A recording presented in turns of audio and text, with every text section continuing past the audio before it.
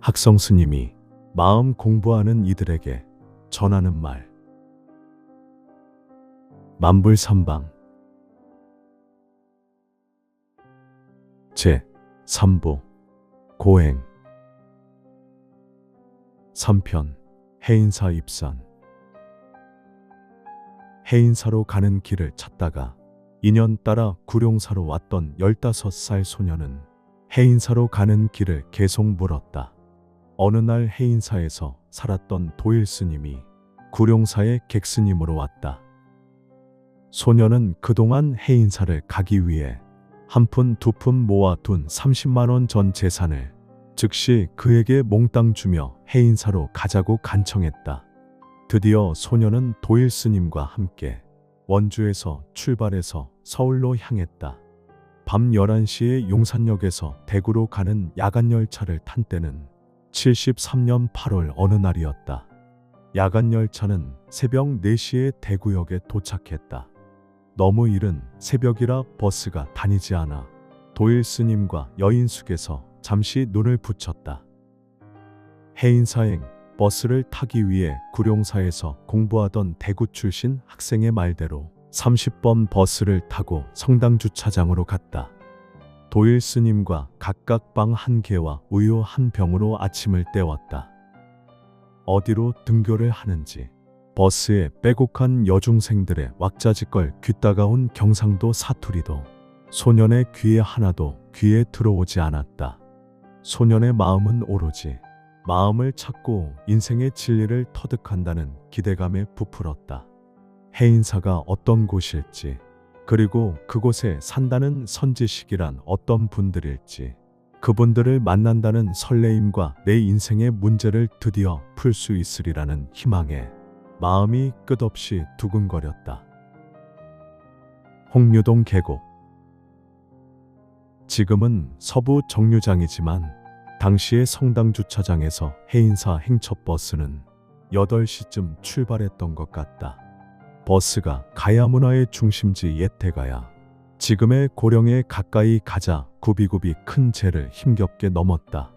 고령을 지나 야로가 가까워지자 삼강 로터리가 나왔고 버스는 그곳에서 잠시 정차하여 거창 방향으로 가는 사람들을 일부 내려주었다.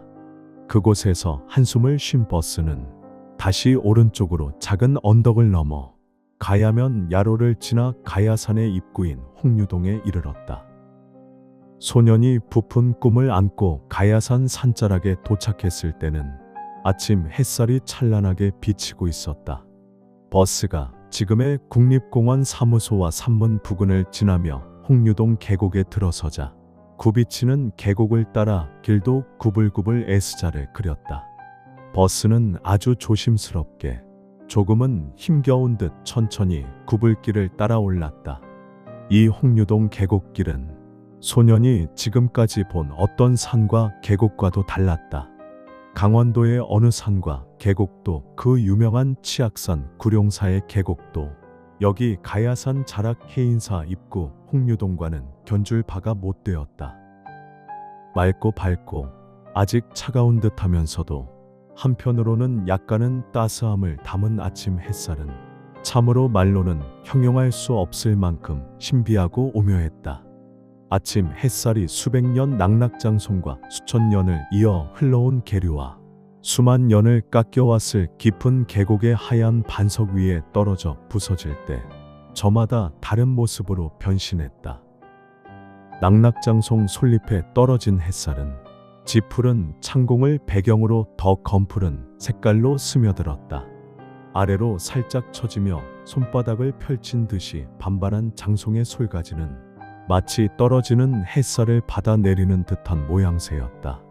굽이치는 도로는 낙낙장송의 터널이었다. 터널에서 창공을 배경으로 아래서 쳐다보는 솔잎은 검풀었지만 저만치 계곡 아래서 떨어지는 햇살을 받치는 솔잎은 회백색으로 빛나며 아주 약간은 반질거렸다.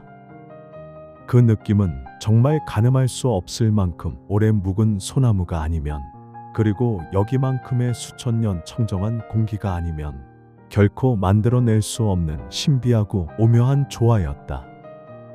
급하게 굽이치며 흐르는 물과 높이 떨어져 부서지는 물과 잠시 머물며 고요한 물에 떨어지는 햇살은 각기 다르게 변신했다.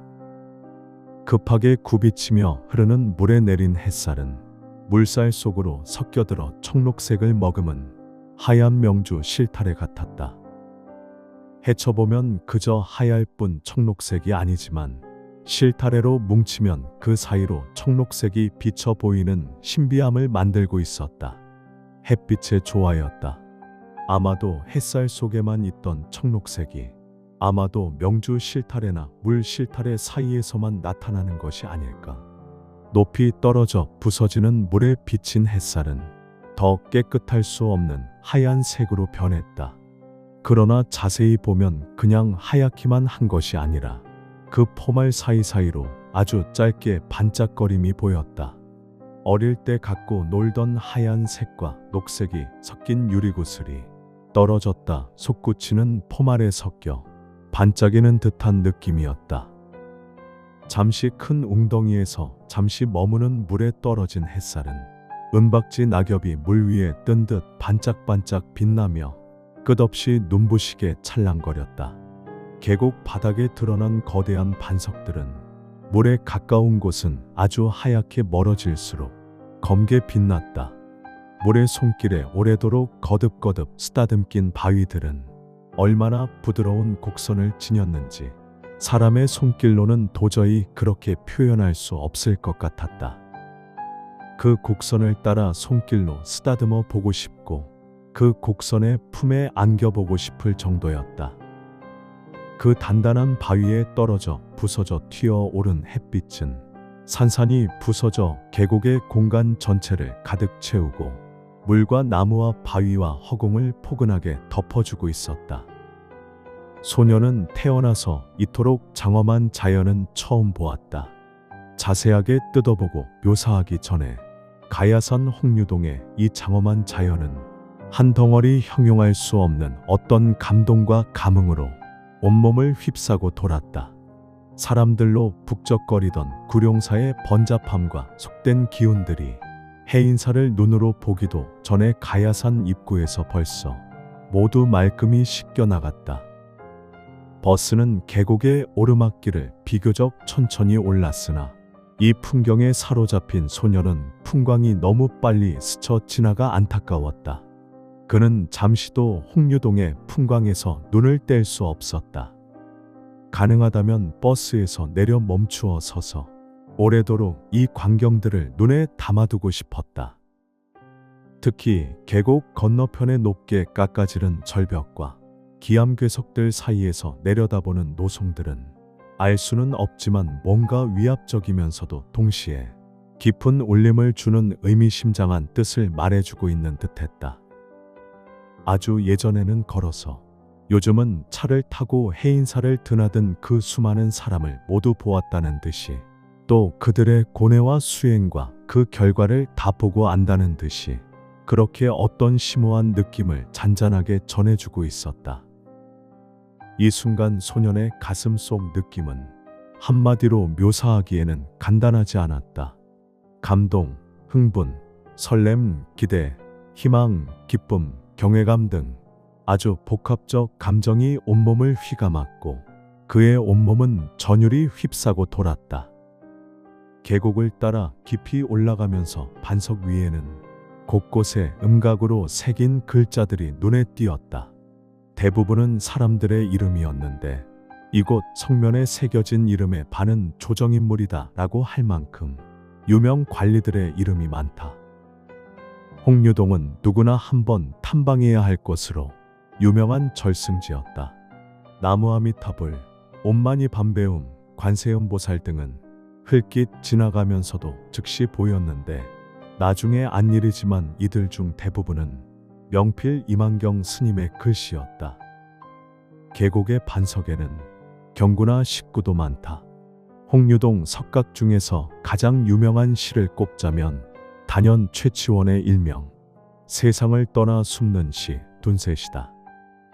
광분첩서 구중만 인원안분지척간 상공시 비성도이 고교유 수진농산 겹친 산과 돌 사이 미친 듯 포효하니 사람의 말소리 지척에서도 분간 어렵다. 혹시라도 세상 시비 귀에 들릴까.